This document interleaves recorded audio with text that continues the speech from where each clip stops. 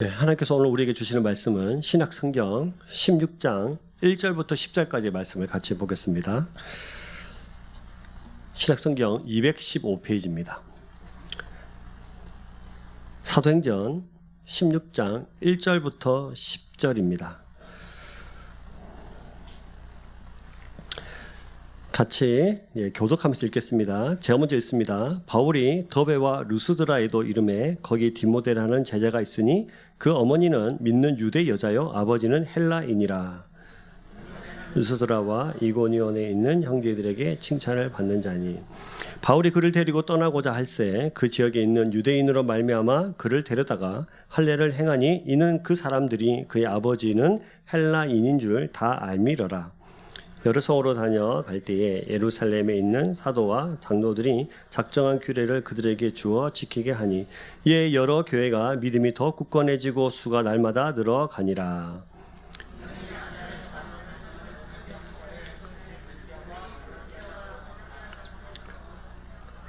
무시아 앞에 이르러 비두니아로 가고자 애쓰되 예수의 영이 허락하지 아니하는지라.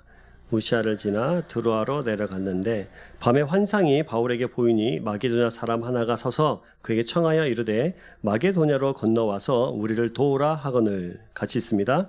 바울이 그 환상을 보았을 때 우리가 곧 마게도냐로 떠나기를 힘쓰니 이는 하나님이 저 사람들에게 복음을 전하라고 우리를 부르신 줄로 인정함이라라. 아멘. 옆에 분들 인사하겠습니다. 주님의 사랑으로 살아갑니다. 예, 참말이죠. 네.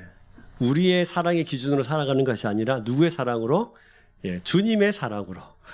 예, 한 번 더 옆에 분들에게 이제 결단하면서 주님의 사랑은 어떤 경우에라도 실망하지 않고 우리를 사랑하시는 그 사랑이니까 같이 한번 그 사랑에 힘을 입어서 다시 한번 옆에 분들에게 주님의 사랑으로 살아갑니다. 네, 감사합니다. 오늘도 우리가 말씀을 같이 봤으면 좋겠습니다. 사실은 16장 6절부터 15절까지 말씀이 이번 주에 우리 중고등부 청년부가 함께 묵상한, 우리 초등부까지 묵상한 큐인 말씀이지만 우리 2차 전도 여행을 좀 더 이해할 필요가 있어서 16장 1절부터 같이 오늘 말씀을 좀 나눠보는 시간들을 가졌으면 좋겠습니다.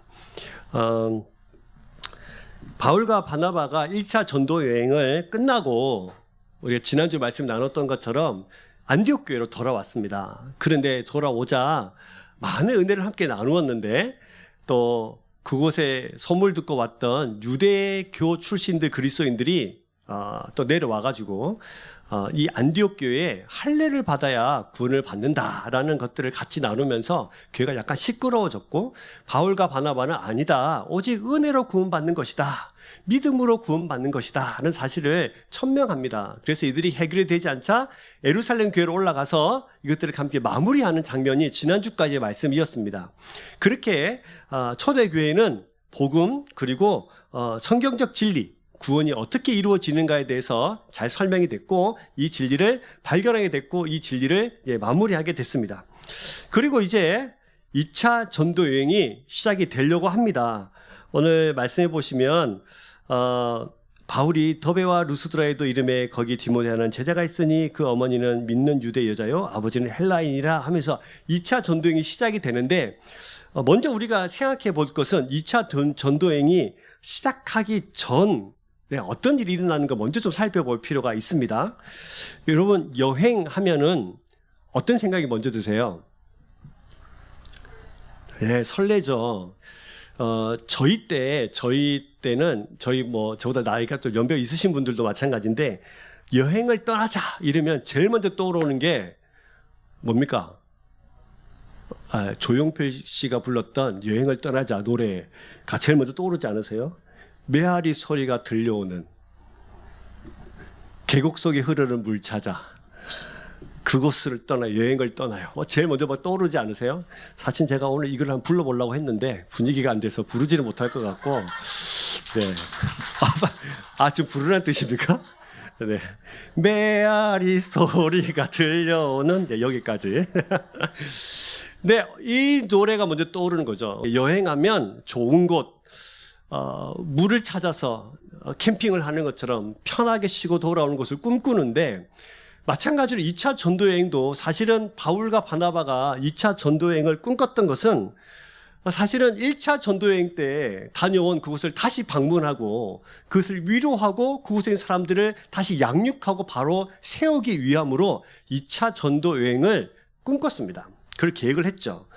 그런데 참 희한하게도 놀랍게도 이 바울과 바나바 사이에 갈등이 생깁니다. 어떤 갈등이 왜 생겼을까? 이 전도 여행을 더 즐거운 마음으로 떠나야 하는데 왜 갈등이 생겼을까? 15장 36절부터 42절까지 말씀을 보시면 이들이 왜 다툼이 일어났고 왜 전도 여행을 떠나기 전에 이런 아픈 일들이 일어났는지에 대해서 설명을 해줘요. 같이 한번 읽어보겠습니다. 시작. 며칠 후에 바울이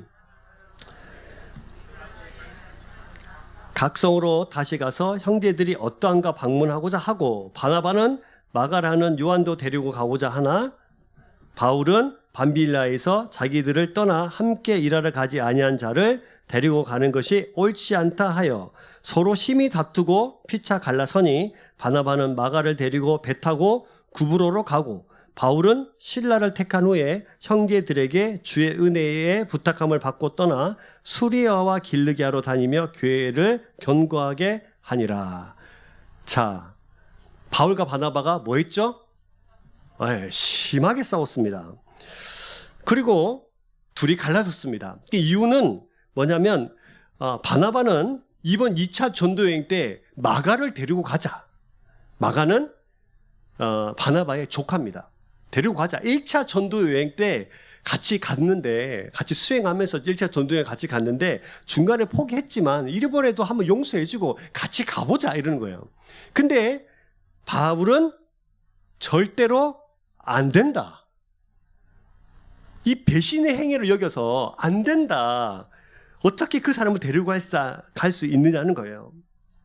그러면 바울은 도대체 마가를 왜 데려갈 수 없었다고 했을까? 우리가 지금까지 살펴본 본문 중에 사도행전 13장 13절이 있어요. 이 말씀에 보면 이런 말씀이 있습니다. 사도행전 13장 13절 같이 읽어볼까요? 바울과 및 동행하는 사람들이 바보에서 배 타고 밤빌리아에 있는 버가에 이르니 요한은 그들에게서 떠나 예루살렘으로 가고, 여기서 요한이 마가 요한입니다. 마가입니다. 마가. 지금 바나바가 데리고 가자고 말하고 있는 그 마가예요. 근데 이 사람들이 어떤 이유에서든지 중간에 밤빌리아 지역에 있는 버가라는 동네에 딱 이르자 이들이 우린 더 이상 못하겠다 이러고 예루살렘으로 가버린 거예요. 그래서 이것을 바울은 굉장히 심한 배신으로 여겼습니다. 같이 가놓고 힘들고 어렵다고, 또 무슨 이유에서는 잘 모르겠지만 자기들을 떠나 버린 것에 대해서 심각한 배신 행위로 간주할 만큼 매우 실망스럽고 힘든 일이었습니다. 그래서 같이 못 가겠다는 거예요. 바나바는 사람 중심의 사람입니다. 사람을 존중하고 사람을 세우는 사람입니다. 사실은 바울도 그렇게 핍박자였던 예수 믿는 사람을 다 잡아 죽였던 그런 사람인데, 그가 예수 믿었다고 변화됐다고 하자 교회를 설득시켜서 이 사람 진짜 예수 믿는 사람이라고 중재 역할을 했던 사람이 바나바입니다. 그러니 바나바는 사람을 세우는 일에, 존중하는 일에 굉장히 관심이 많고 그런 성품의 사람이에요. 반면에 바울은 일 중심의 사람입니다. 우리가 아시다시피 열심히 특심인 사람이고 목표지향적이고 목적지향적인 사람이라 일중심이에요. 사람은 눈에 안 보여요. 우리가 알다시피 바울은 유대교에 몸담고 있을 때 예수 믿는 사람 잡아 죽이는 일에 제일 앞장서는 사람이 바울이지 않습니까? 그리고 그 멀리 예수 믿는 사람 핍박하니까 예루살렘에서 다메섹에 도망갔다더라 하니까 대제사장한테 찾아가가지고 나한테 체포 권한을 달라면서 그 문서 하나 들고 다메섹까지 쫓아갔던 사람이에요. 열심히 특심, 그리고 자기가 목표한 일은 무조건 이루어야 되는 사람이 바울입니다. 그러니까 사실은 이 바나바와 바울이 둘이 세게 부딪힐 수밖에 없는 것이죠. 한 번 더 기회를 줘보자. 안 된다. 한 번 배신한 사람은 또 배신할 수 있다. 여러분, 둘 중에 누가 맞습니까? 누가 맞는 것 같습니까? 바나바가 맞다. 손. 네, 한 분. 네, 손 내리시고. 바울이 맞다. 한 분, 두 분, 세 분, 네 분, 네, 있습니다. 우리도 만약에 지금 이 사건이 벌어지면 극심한 대립이 일어나서 그럴 것 같은데, 사실은 여러분, 둘 다 틀린 거죠. 이게 맞다, 저게 맞다가 아니라, 사실은 이 장면을 보면서, 그럼 우리도 충분히 싸울 수 있겠다는 것이 사실은 아니고, 그러면 이 가운데서 말하고 있는 것이 뭘까요? 바나바는, 우리가 알다시피, 바나바는 성경에 어떻게 기록되어 있냐면, 착한 사람이고 성령과 믿음이 충만한 사람이에요. 놀라운 사람이에요. 최초의 이방인 교회였던 안디옥 교회가 세워질 때 목회자로 파송받았던 사람이 바나바입니다. 바울은 어떤 사람입니까? 다메섹 도상에서 주님을 만난 뒤 그가 가진 모든 것을 버리고 오직 복음을 위해서 살았고 신약성경 27권 중에 무려 13권을 집필한 사람이 바로 바울입니다. 신약에서 가장 중요한 사람이죠. 그러면 왜 이게 부끄러운 이야기, 그 초대교회 리더였던 이 두 사람, 바나바와 바울이 싸워서 찢어지고 갈라선 이 부끄러운 이야기를 성경에 왜 적어놨을까요? 왜 적어놨을까?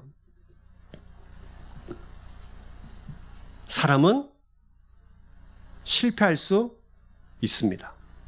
사람은 쓰러질 수 있습니다. 성령에 충만하고 초대교회가 인정할 만한 리더 중에 리더였던 바나바, 그리고 성령의 역사로 하나님을 경험하고 복음을 위해서 목숨까지 내어 걸었던 이 바울, 이 두 사람도 쓰러질 수 있다는 거예요. 사람은 의롭지 않습니다. 사람은 언제나 실수할 수 있는 여지를 항상 가지고 있습니다. 사람은 이렇게 부족합니다. 사람은 사실은 스스로 의롭다 여길 뿐 사람은 이렇게 못난 존재들이에요. 성령에 충만해도 기도 열심히 해도 실수하고 부족하고 넘어질 수 있는 연약한 존재들이 사람이에요. 그런데 하나님은 구원의 역사를 절대로 쉬지 않으십니다. 이런 사람들을 데리고 2차 선교여행을 다시 꾸려서 다시 보내시는 거죠. 그런데 하나님은 언제나 하나님 일을 하십니다. 사람은 쓰러질 수 있는데, 사람은 넘어질 수 있는데, 하나님은 쉬지 않고 실수하지 않고 넘어지지 않고 주무시지도 않고 졸지도 않으면서 하나님 일을 하십니다. 그래서 여러분, 사실은 인간은 이 바나바와 바울처럼 성향상 부딪힐 수 있는 사람들이에요. 이게 맞다, 저게 맞다. 어떻게 보면 둘 다 맞을 수도 있고 둘 다 틀릴 수도 있는 문제입니다. 그래서 인간은 서로 연약하고 고슴도치 같습니다. 좀 우리 말씀 열심히 듣고 그래 용서해야지, 그래 사랑해야지 하면서 마음 단단히 먹고 고슴도치 같은 그 사람 끌어안아 보려고 이렇게 하는데 또 고슴도치처럼 바늘을 바짝 세우면 또 상처받고 내가 다시는 그러나 보자. 왜 맨날 나만 손해봐야 돼? 이러면서 또 고슴도치가 되죠. 넘어지기도 하고 깨지기도 하고 갈라서기도 합니다.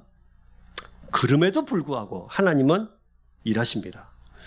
옆에 분들 한번 봐보십시오.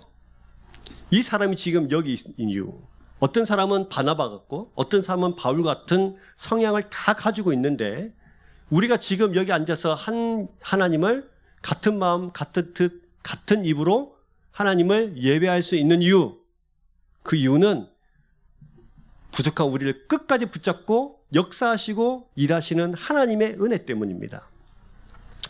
여러분 믿으십니까? 성경의 숱한 이야기들이 그렇습니다. 지금도 이스라엘의 사람들이, 유대 사람들이 가장 존경하고 꿈꾸는 다윗의 왕, 다윗 왕도 실패하고 쓰러졌습니다. 하나님을 직접 만나서 내가 너를 부를 테니 내가 너에게 보여준 땅으로 가라. 본토 친척 아비의 집을 떠나 내가 너에게 보여준 땅으로 가라고 말씀하시면서 숱하게 하나님을 직접 만나고 경험했던 아브라함도 약속을 기다리지 못하고 쓰러질 때가 있었습니다. 이스라엘 백성들은 광야에서 낮에는 무슨 기둥이요? 낮에는 구름 기둥, 밤에는 불 기둥. 아침에 일어나면 사방에 뭐가 쌓여 있었어요? 만나가 쌓여 있을 만큼 사실은 날마다 시마다 때마다 기적을 경험한 사람들이에요. 마치 이런 거죠.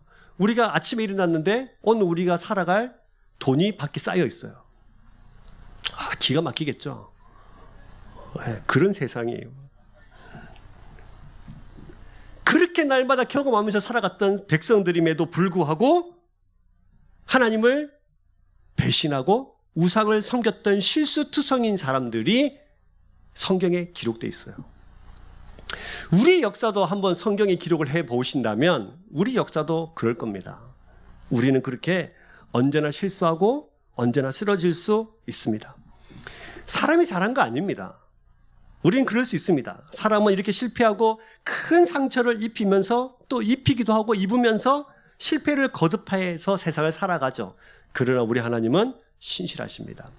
오늘 이 본문을 보면서 우리가 2차 전도 여행을 떠나기 앞서서 이 두 거물이 둘이 부딪혀서 싸워서 찢어지는, 그래서 서로 갈라서는 장면을 보면서 우리는 사람의 연약함을 발견해야 하고 하나님은 그럼에도 불구하고 신실하게 일하시는 능력의 하나님을 발견할 수 있어야 합니다.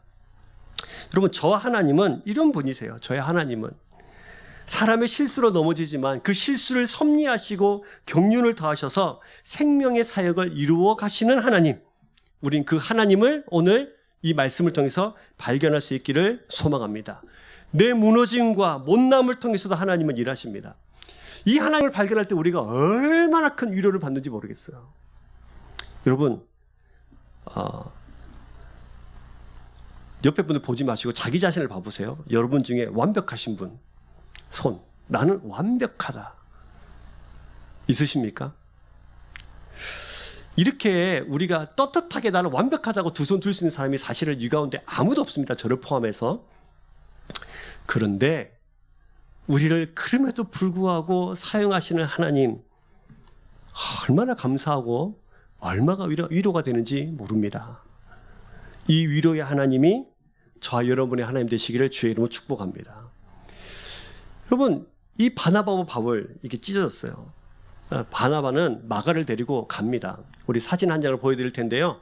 1차 전도여행 사진입니다. 우리가 몇 번 살펴봤지만 저 오른쪽에 여러분들 보시는 3시 방향에 안디옥 보이시죠? 안디옥에서 내려와서 실루기아 밑에 내려와가지고 배를 타고 구브로라는 밑에 섬으로 갑니다. 그래서 이 2차 전도여행을 하고자 했던 이유가 돌아보자, 이것이 목표였기 때문에 바나바는 마가를 데리고 가버립니다. 어디로? 구브로로, 밑으로. 원래 있었던 첫 번째 선교 장소였던 1차 전도여행 때 첫 번째 장소였던 구브로로 가버려요. 그러면 바울은 어디로 가야 될까요? 바울은 어디로 가야 되는 것이 맞습니까? 바울은 신라를 선택해서, 신라라는 사람을 선택해서 반대로 갑니다. 루스드라요. 자, 다음 사진 보여드릴게요. 이게 2차 전도여행 사진인데요. 바울이 안디옥에서 밑으로 안 가고 어디로 가요? 위로 가요, 위로. 그래서 첫 번째 도착했던 곳이 루스드라 더베라는 지역으로 거꾸로 올라갑니다. 어쨌든 저 지도를 잘 살펴보시고 다음에 또 보여드리겠습니다. 다시 본문으로 돌아가서.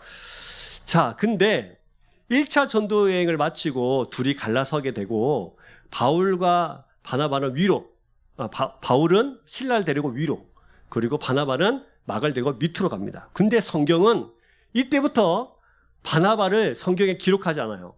없어요. 안 나와요. 그럼 누구만 기록하느냐? 바울만 기록합니다. 지금도 그만 보셨던 바와 같이 2차 전도여행 그림이 위로 간 그림부터 나오죠. 그럼 누구를 기준으로 계속해서 그 뒤를 쫓아갔다는 겁니까? 바울을 기준으로 쫓아갔다는 거예요. 그럼 여기서 우리가 이런 질문을 해볼 필요가 있어요. 그럼 바나바는 어디로 갔나? 이거를 사람들이, 어떤 분들이 해석할 때 바나바가 더 잘못했기 때문에 바나바를 성경에 기록하지 않는 거라고 말씀하신 분들이 계신데요. 그건 절대로 아닙니다. 그러면 왜 바울은 더 이상 성경에 등장하지 않고 바나바는 기록하지 않고 바울만 집중해서 그 뒤를 쫓아서 이 뒤로 계속해서 3차 전도여행까지 바울만 쭉쭉쭉 설명하고 있는가? 왜 그럴까요? 그 답은 바울이 처음 사울이었을 때 예수님을 다메섹 도상에서 만났을 때 그때로 가야 합니다. 그 본문이 어디 있냐면 사도행전 10장에 있거든요. 사도행전 10장에 보시면 이런 말씀이 있어요. 10장 15절 16절 같이 읽겠습니다. 시작. 또 두 번째 소리가 있으되 하나님께서 깨끗하게 하신 것을 내가 속되게 하지 말라 하더라.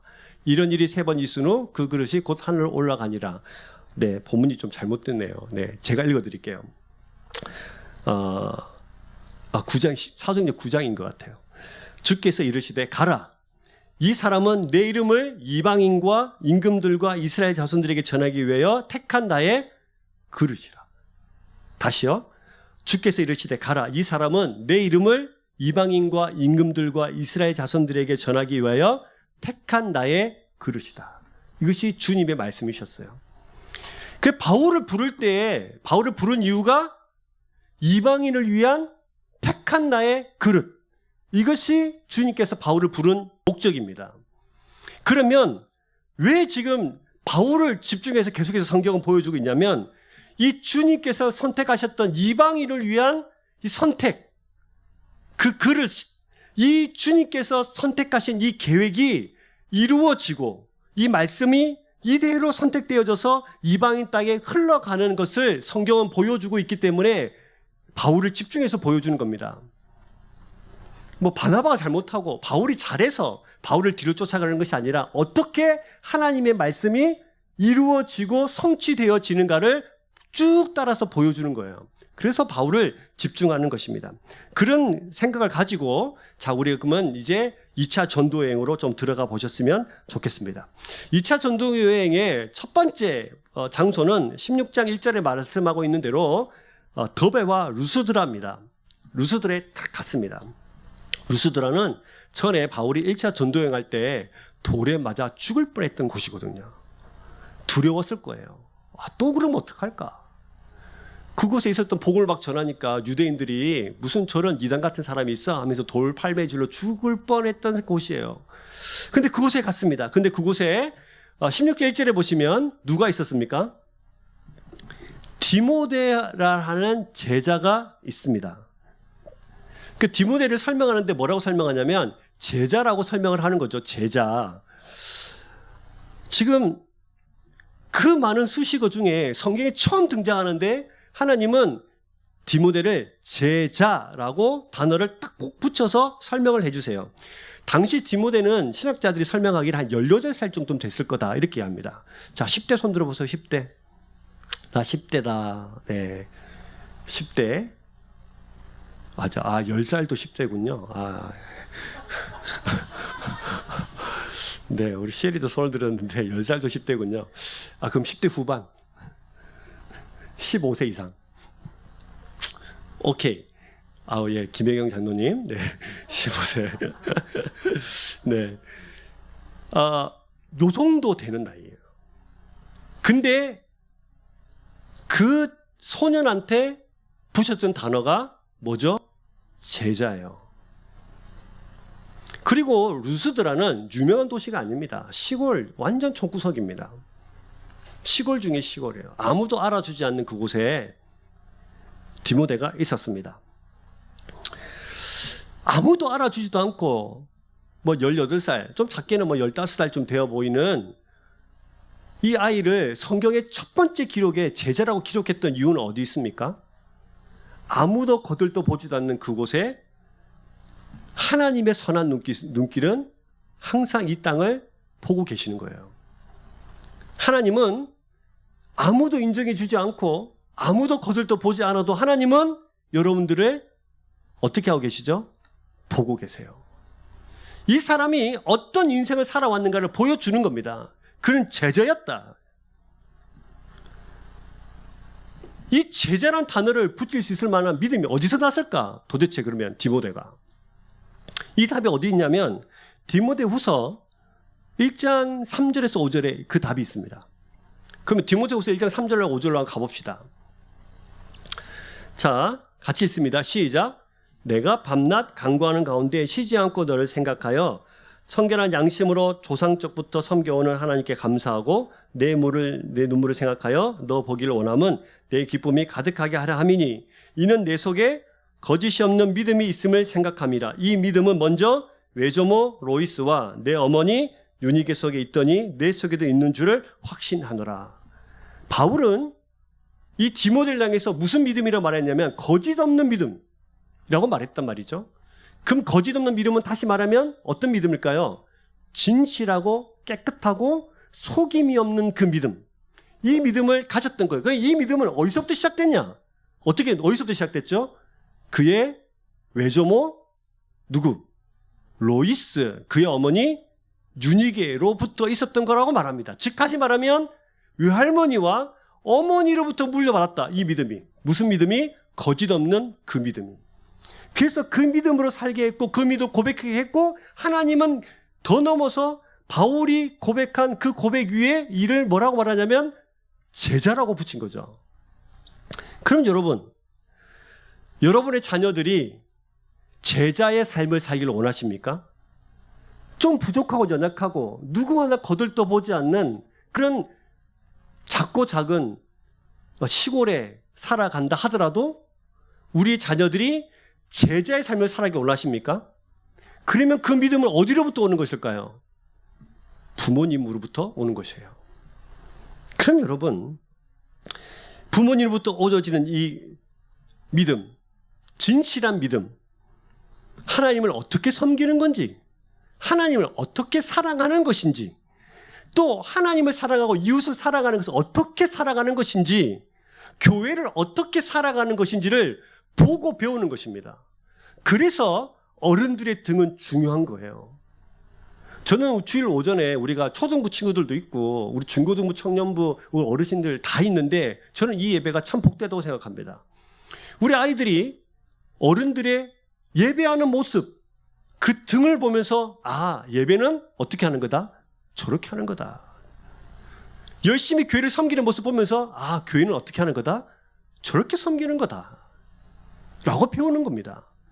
우리 속에 있는 진실한 믿음이 다음 세대에 연결되어지고 그들의 믿음이 바로 정결하고 깨끗하고 진실한 믿음으로 설 수 있게 되어지는 것입니다. 그럼 여러분, 어른들의 어깨가 참 무겁죠. 예, 무겁습니다. 신앙은 들려지고 보여지고 전수되어지는 것이기 때문이에요.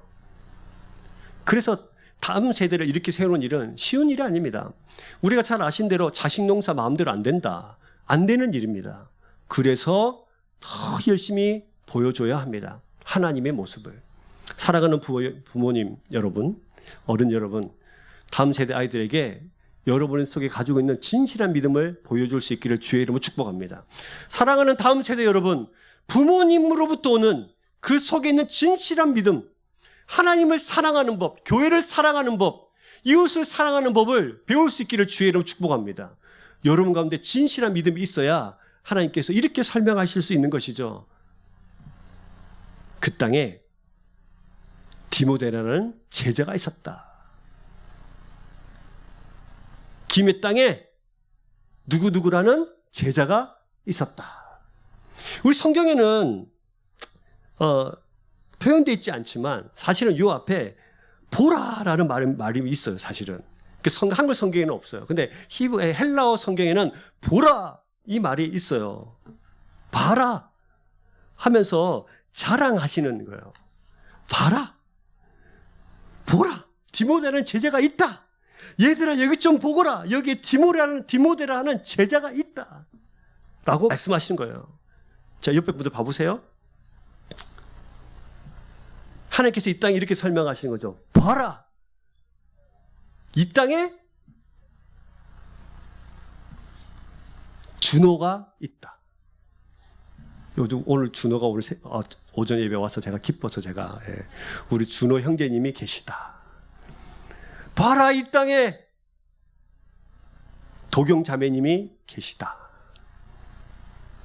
이거 믿으세요? 자, 옆에 분들 이름을 불러서 저를 따라 해볼까요? 봐라, 이 땅에, 자, 옆에서 이름을 부르고 제자가 있다. 할렐루야. 네, 이 일에 우리가 힘썼으면 좋겠습니다. 믿음을 인정받은 거예요. 그리고 2절에 보시면 디모데는 하면서 뭐라고 말하냐면 루스드라와 이고니에 있는 형제들에게 뭘 받았어요?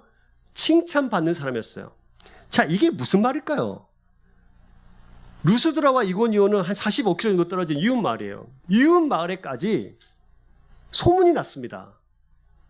야, 디모데라는 저 소년이 있는데 아주 믿음이 좋아, 아주 선하고 착해 라는 칭찬이 있었던 사람이에요. 자, 그럼 종합해 보자면 진실한 믿음을 가졌기 때문에 제자고, 그리고 이것을 믿음을 이론으로만 가지지 않고 실제적인 삶으로 옮겨 놓아서 살았던 사람, 그래서 칭찬받는 사람이 누구예요? 그렇죠. 디모데입니다. 근데 여러분, 왜 디모데를 이렇게 소개해 놨을까가 중요하죠. 루스드라에 갔는데 왜 디모데를 소개시켜 놓았어요? 디모데는 믿음도 좋았고 칭찬받는 사람이었어요. 삶을 옮겨놓는 사람이었어요. 근데 중요한 것은 하나 더 있습니다. 뭐냐면 자기 어머니 이름이 뭐라고요? 유니게입니다. 유니게는 어디 출신이냐면 유대인 출신 그리스도인이에요. 아버지가 있겠죠? 그죠? 성경에는 이 아버지 언급이 없기 때문에 어렸을 때 돌아가셨을 것이다 라고 생각합니다. 어쨌든 아버지가 있습니다. 그 아버지는 어디 사람? 헬라 사람이에요. 성경에 기록되어 있어요. 자, 보세요. 1절 끝에 보시면 그 어머니는 믿는 유대 여자요 아버지는 헬라인이라 라고 되어 있죠. 헬라인이에요. 그러니까 디모데는 믿음도 좋았고 칭찬받는 사람이었는데 그의 출신 배경은 어머니는 유대인, 아버지는 헬라인입니다. 자, 여러분 잘 보십시오. 이방인의 그릇으로 부름받았던 바울은 지금 2차 전도 여행을 통해서 이방인들에게 복음을 전하러 가야 돼요. 바나바와 마가와 헤어졌어요. 그 하나님은 이 사람한테 함께 이방인의 복음을 전할 수 있는 사람을 붙여주셔야 됩니다. 맞습니까? 누구를 붙여주셨냐면 디모데를 붙여주신 겁니다. 이 디모데는 믿음도 좋고 칭찬받는 사람인데 어머니는 유대인이고 아버지는 헬라인이에요. 유대인도 잘 이해하고 이방 사람들도 이해할 수 있는 그런 두 가지 문화를 가진 사람입니다. 그러니까 이 사람처럼 적합한 사람이 없는 거예요. 하나님이 기가 막히게 사람을 붙잡아 주셔서 그에 묶어 주셔서 이 복음을 이방 땅으로 전할 수 있는 팀을 꾸려 주신 것입니다. 그러면 2차 전도여행 떠나기 직전에 누구와 같이 왔습니까? 신라요, 신라. 신라는 로마 시민권을 가진 사람이에요. 로마 시민권은 특권입니다. 특권. 그러니까 로마가 다스리는 수없이 많은 땅에 갈 수 있는데 그곳에서 로마의 허락 없이 로마인을 붙잡아다 신문할 수 없어요. 그러니까 하나님은 이 하나님의 계획, 바울이 사울이었을 때 처음 다메섹 도시에 만났을 때 그의 계획을 이루기 위해서 사람을 신라도 붙여주시고 디모데도 붙여주시면서 이것이 이방 땅으로 갈 수 있는 계속 사인을 주시는 거죠. 그래서 여러분 믿음도 준비됐고 복음도 준비됐고 뜨거워진 심령도 준비됐고 전에 대한 이방인에 대한 사랑, 이해도도 충분한 디모데를 바울의 동역자로 붙여주신 것입니다. 근데 여러분 바울이 이 디모데를 데리고 성경에 가려고 해요. 그래서 말씀을 보시면 자 3절 바울이 그를 데리고 떠나고자 할세. 여러분 18살이에요. 아직 어린 나이죠. 루스드라는 바울이 1차 전도여행 할 때 죽을 뻔한 곳입니다. 그것을 어머니가 알아요. 할머니도 알아요. 근데 바울이 얘 좀 데리고 선교여행 가겠대요. 자, 보내줄 수 있는 부모님 손. 나는 그래 보내줄 수 있겠다.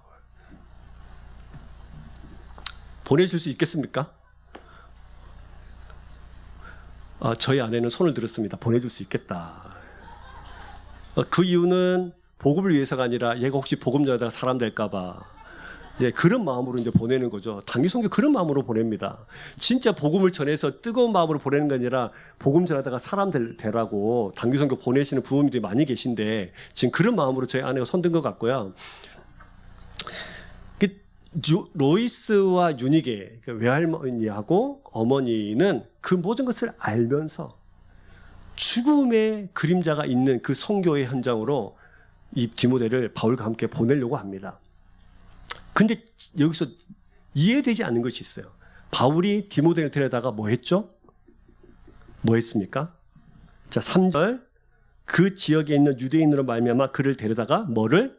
할례를 행했어요. 자, 우리가 지난주 말씀을 이해하면 이 지금 이상하게 잘못돼 가고 있다는 것을 알 수 있어요. 왜요? 구원은 할례로 받는 것이 아니기 때문이에요. 구원은 뭘로 받죠?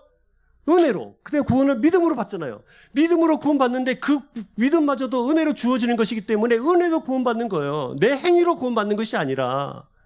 근데 지금 바울이 그것을 알면서 그렇게 주장하던 사람들과 그렇게 다투면서 싸우면서까지 해서 이것을 관철시켰던 하나님의 성경의 진리인데 지금 디모데를 데려다가 할례를 시킵니다. 왜요?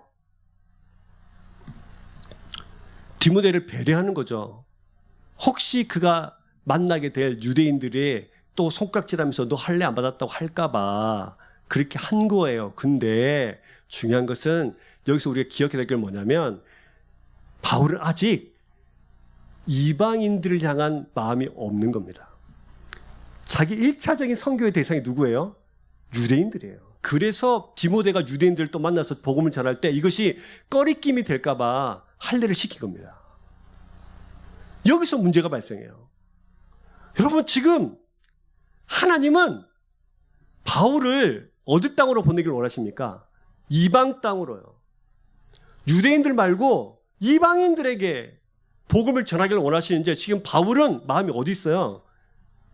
그렇죠. 유대인들에게 1차적으로 유대인에게 있는 거예요. 지금 아까도 설명드린 것처럼 바울을 쫓아서 기록하고 있는 이유는 바울의 삶을 통해서 하나님께서 생각하셨던 그 이방인들을 위한 택한 그 복음이 어떻게 확장되는가를 보여주시는 건데 이 장면은 계속 중요한 것입니다. 아직도 유대인들이 벗어나지 못하고 있는 그의 생각. 그래서 할례를 행하고 있는 거죠. 근데 중요한 것은 5절 보시면 이에 여러 교회가 믿음이 더 굳건해지고 수가 날마다 늘어가니라. 이 사역을 통해서도 놀랍게도 교회가 든든히 세워지고 수없이 많은 사람들이 막 돌아왔단 말이죠. 그래서 바울은 더 가슴이 불탔습니다. 어우, 잘 되네.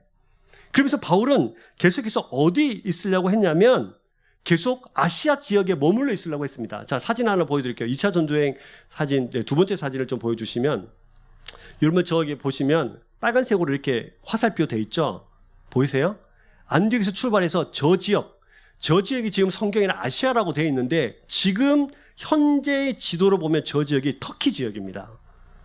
터키 지역을 지금 아시아라고 성경은 부르고 있어요. 저기 보면 갈라디아, 갑바도기와 아시아 이렇게 막 있는데 계속 저 지역에서 유대인을 상대로 계속해서 선교하려고 했던 사람이 바울이에요.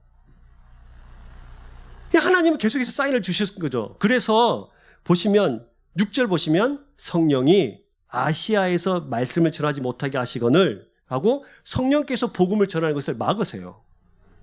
여러분 우리가 앞에 제가 설명드린 것 우리가 1차 전도 2차 전도여행을 떠나고 그 있었던 수없이 많은 일들을 이해하지 못하면 6절이 해석이 안 됩니다. 성령이 아시아에서 말씀 전하는 걸 왜 막아? 복음 전하는 것은 누구의 사역이죠? 하나님 사역이고 성령께서 기뻐하시는 일인데 왜 막아? 이렇게 되는 거죠. 그러나 여러분 막으시는 이유는 지금 바울이 가야 할 곳이 있기 때문이에요. 여러분 우리는 여기서 기억해야 될 것이 하나 있습니다. 우리가 잘 되면 뭐 좀 부흥하는 것이 보이면 우리는 그것을 성공의 잣대로 생각합니다. 뭐 잘 되니까 다 맞겠지. 잘 되니까 맞겠지. 잘 되면 다 맞는 거야. 아니요, 여러분.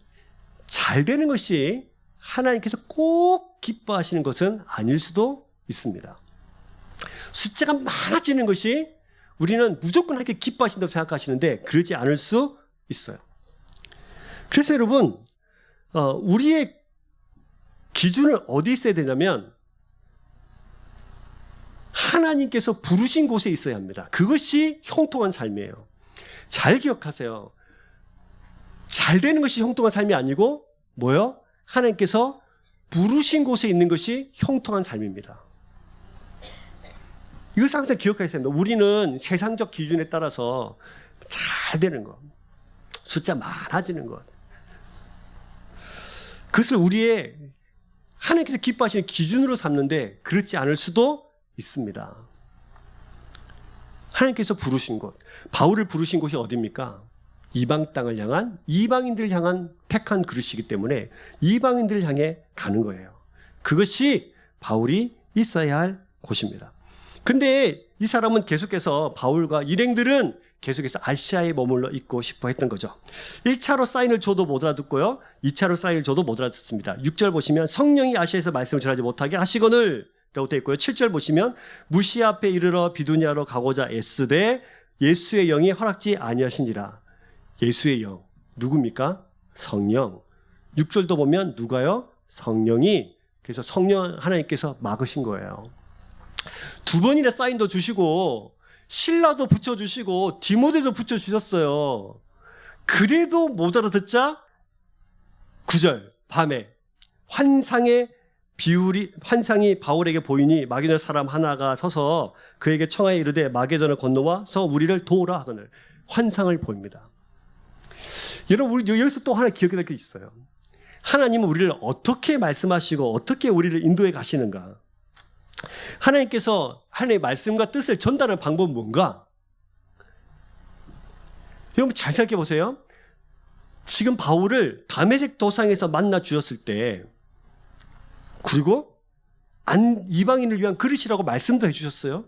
그리고 바나바와 함께 동력하게 해주셨어요. 그리고 바나바가 그 안디옥에 같이 사회 가자 불러가면서 그곳에서 열심히 복음을 전하면서 복음도 정리하고 어떻게 전하는 것이 지혜롭게 전하는 방법인지 그리고 복음을 전할 때 어떻게 사람들이 변화되는지를 이미 경험하게 하셨어요. 맞습니까? 그리고 1차 전도여행을 떠난 거죠. 복음의 역사가 어떻게 이방 때에 흘러간지를 눈으로 확인했습니다. 하나님께서 지금 바울을 계속해서 훈련시키시고 계시고 바나바와 찢어지자 신라 붙여주시고 가장 이방 선교에 가장 적합한 두 인물이었던 신라와 디모데를 붙여주셨어요. 하나님은 이렇게 일하십니다. 하나님 말씀하세요. 환경도 만들어주시고 그 길로 가도록도 해주시고 알아듣도록 타일러 주시고 상식적이세요. 그런데 우리는 뭘 꿈꾸냐면 환상을 보여주면 내가 믿겠습니다. 이렇게 말하는 거죠. 지금 여기 보면 환상은 하저도 안 되니까 급해서 하나님께서 하신 거예요. 근데 앞에 거 다 빼먹고 앞에 모든 인도를 싹 빼먹고 하나님 제가 어디로 가야 될지 모르겠습니다. 환상을 보여주시면 제가 그 길이 하나님인 줄 알고 가겠습니다. 물론 그 기도도 하나님께서 들으시겠죠. 그러나 1차적으로 우리를 인도하시는 방법은 말씀에 있습니다. 상식적이세요. 여러분 우리를 그렇게 인도해 가십니다. 이것이 만드심이라는 것인데요. 저와 여러분들 인생을 잘 살펴보세요. 여러분들 어떻게 지금까지 만들어 오셨는지. 그곳에 하나님의 뜻이 있고 하나님의 인도가 있습니다. 자, 그래서 사랑하는 여러분, 그럼 우리의 관심은 어디 있을까? 어디 있어야 되느냐? 하나님이 부르시는 곳에 우리의 관심이 있어야 돼요. 내가 잘 되는 곳, 내 계획이 선포되는 곳, 내 계획대로 되는 곳, 그곳이 우리가 있어야 될 때가 아닐 수도 있습니다. 우리는 두 발을 어디 붙이고 있어야 되냐면 주님께서 가라고 하시는 곳. 그럼 우리는 이렇게 설명할 수 있죠. 주님께서 가라고 하시면 다 잘 돼야지. 아니요, 그렇지 않을 수 있어요. 그 길이 죽음의 길일 수 있어요. 주님께서 바울을 향해서 이방인을 위한 택한 나의 그릇이라고 해주셨을 때 또 한 가지 더 붙이신 것인데 뭐냐면 이를 위하여 고난도 받아야 될 거다라고 말씀하셨어요. 그 그릇이 어디예요? 고난이에요, 고난. 저와 여러분들을 불러주신 하나님이 가라고 하시면 무조건 막 꽃길처럼 막 열리고 잘 되는 것이 아니라 때로는 그 길이 고난일 수 있으나 주님께서 가라고 하시고 부르신 그곳에 우리가 두 발 딛고 있기를 주의 이름으로 축복합니다. 그리고 그걸 통해서 내 뜻이 이루어지는 것이 아니라 누구의 뜻이 이루어져요? 하나님의 뜻이 이루어지는 것을 소망하셔야 합니다. 예수님께서 이렇게 막 기도를 가르쳐 주고 있어요. 제자들이 주님 기도를 어떻게 할까요? 이렇게 기도해라. 하늘에 계신 우리 아버지여 이름이 거룩히 여김을 받으시오며 그대 뭡니까? 나라의 맙시며 뜻이 하늘에서 이루어진 것 같이 어디서도 땅에서도 이루어지도록 기도해라. 우리 기도가 어떻게 되냐면 하나님의 뜻이 나를 통해서 이루어지는 거예요. 우리는 내 뜻이 이루어지기를 기도하는데 반대로 하나님의 뜻이 나를 통해서 이루어지도록 뭐 하셔야 돼요? 기도하셔야 돼요. 이것이 우리의 관심이어야 합니다. 지금 바울은 주님 위해서 완전히 사용되어지는 주님의 복음의 도구였지만 사실 이 부분은 바울이 좀 실수가 있었던 것 같아요. 바울은 복음 전하고 숫자도 많아지고 교회가 든든히 세워져 아주 잘 되자 계속 아시아에 머물러 있고 싶어 했지만 그에게 환상을 보여주시고 그래서 결국에는 마게도냐로 부르시죠. 마게도냐는 자, 또 아까 보였던 2차 전도행 사진을 보여드릴게요. 마게도냐는 어디냐면 저기입니다. 저기 드로아에서 마게도냐 저쪽 위쪽 화살표 보이시죠? 저기서 드로아라는 항구에서 배를 타고 저쪽으로 넘어가야 돼요. 저쪽은 지금의 유럽 지역이에요. 그 마게도냐인이 누구냐면 유럽인이에요. 유럽인이 어떻게 생겼죠? 유럽인들 만나보셨어요? 어떻게 생겼습니까? 네, 코가 높고 네, 머리는 약간 갈색, 눈은 파랗고 네, 얼굴은 좀 피부가 하얀 뭐 그런 사람이었을 거예요. 마게도냐인, 유럽인의 모습으로 유럽인이 불러서 와서 우리를 도와달라고 말합니다. 그때 10절 보시면 바울이 그 환상을 보았을 때 우리가 곧 마게도냐로 떠나기를 힘쓰니 이는 하나님이 저 사람들에게 복음을 전하라고 그 다음 같이 우리를 부르신 줄로 인정하냐. 아, 그렇구나. 우리를 그곳에 보내시는 것이 하나님의 뜻이었구나 라고 인정한 거예요. 드디어 알게 된 거죠. 사랑하는 여러분, 우리의 관심이 하나님의 뜻에 있기를 소망합니다. 우리의 뜻을 세상에 이루어가는 것이 아니고 진짜 하나님의 사람은 하나님의 뜻을 하나님 부르시는 곳에서 감당하시는 거예요. 그래서 재미있는 표현이 성경에 등장하는데요. 보십시오. 7절 보시면 무시 앞에 이르러 비두니아로 가고자 뭐하되 애쓰되 자기의 힘으로 자기의 계획을 자기 뜻대로 하려고 애썼습니다. 바울은 충분히 일 중심에 있는 사람이기 때문에 그럴 수 있어요. 얼마나 애를 썼는지 알 수 있어요. 온 힘을 다하고 열정을 다했을 거예요. 그러나 10절을 보시면 바울이 그 환상을 보았을 때 우리가 곧 마게도냐 떠나기를 뭐하니? 힘쓰니. 똑같은 힘을 썼는데 7절에 힘쓴 것 같고 10절에 힘쓴 거랑 다르죠. 이렇게요. 이제까지는 우리가 우리의 힘을, 우리의 뜻, 우리의 계획을 이루기 위해서 애쓰고 힘쓰는 인생이었다면 이제는 하나님의 뜻을 위해서 애쓰고 힘쓰는 저와 여러분 되시기를 주의 이름으로 축복합니다. 마지막으로 질문 하나 드릴까요? 그러면 여러분, 처음부터 하나님이 2차 전쟁 떠나기 딱 전에 신라를 선택하고 디모데 만나기 전에 만나서 이 사실을 보여주시면 안 됩니까? 그렇게 할 수 있을까요? 없을까요? 있으시죠? 그러면 바울 아니면 안 될까요? 바울 말고는 안 됩니까?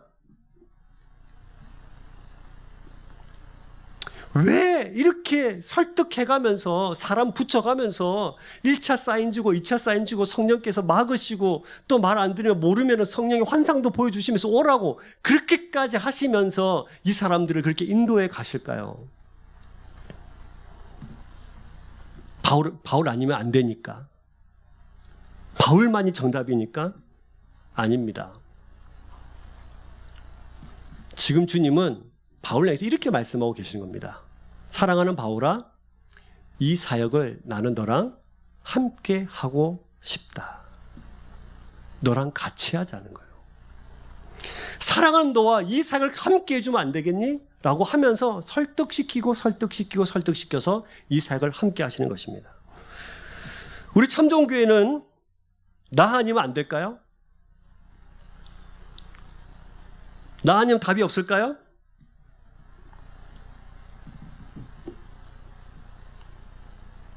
우리 아니어도 됩니다.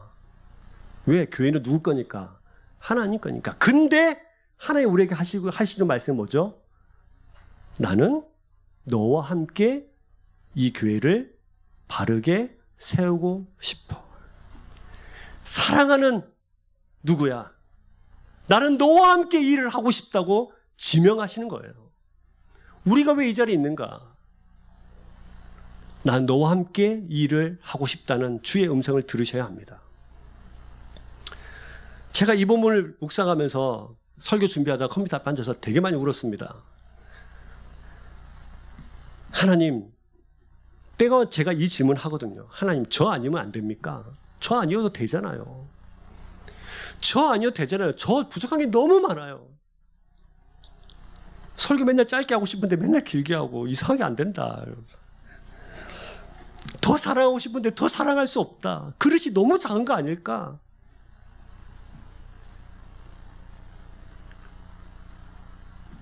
그 제가 저희 딸 보고 이런 얘기 했습니다. 아빠 떡볶이 장사하면 어때? 안 된대요. 장난삼아서 이야기했는데 하나님 왜 접니까? 이렇게 부족한 저를 왜요? 이렇게 말씀하신 거죠. 그래, 너 부족한 거 알고 다 알아. 근데 누구랑 함께 하고 싶어? 너와 함께 하고 싶어. 우리 교회 중직자님들, 우리 집사님들, 우리 청년들, 우리가 완벽해서 이 자리에 있는 거 아니죠. 부족한 거 많아요. 근데 주님께서 우리에게 들려준 음성이 뭐냐면 너와 함께 이 일을 하고 싶다는 거예요. 이 음성이 들리는데 모니터 앞에 앉아가지고 얼마나 많은 눈물이 나던지 제가 주님 그렇습니다. 그러면 주님과 함께 이 여행 한번 떠나보겠습니다. 이 전도 여행 끝이 고난일 수 있고 아픔일 수 있는데 주님 한번 해보겠습니다. 주님 그래서 앞길이 어떻게 될지 잘 알지 못하겠지만 최선을 다해서 주님께서 불러주시니 한번 해보겠습니다. 주님과 함께 이 참 좋은 교회 정말 바르게 하나님 보시기에 아름다운 교회로 한번 세워가 보겠습니다. 라고 기도하면서 말씀을 마무리했습니다. 사랑하는 여러분, 저에게뿐만 아니라 여러분들에게도 동일한 주의 말씀으로 여러분을 부르시고 계십니다. 다 아는데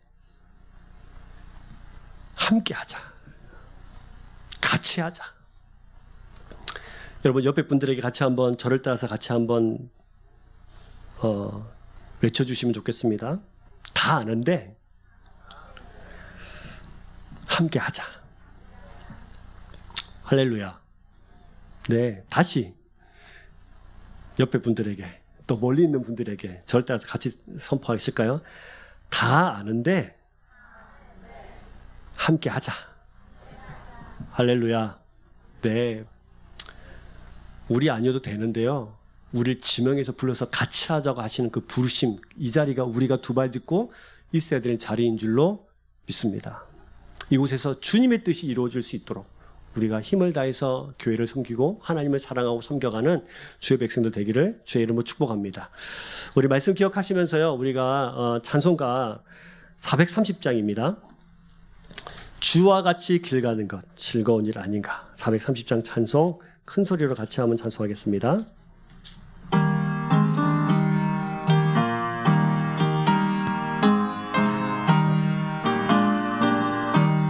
주와 같이 길 가는 것 즐거운 일 아닌가. 우리 주님 걸어가신 발자취를 밟겠네. 한 걸음 한 걸음 주 예수와 함께 날마다 우리 걸어가. 어린아이 같은 우리 미련하고 약하나 주의 손에 이끌리어 생명길로 가겠네. 한 걸음 한 것 주 예수와 함께 날마다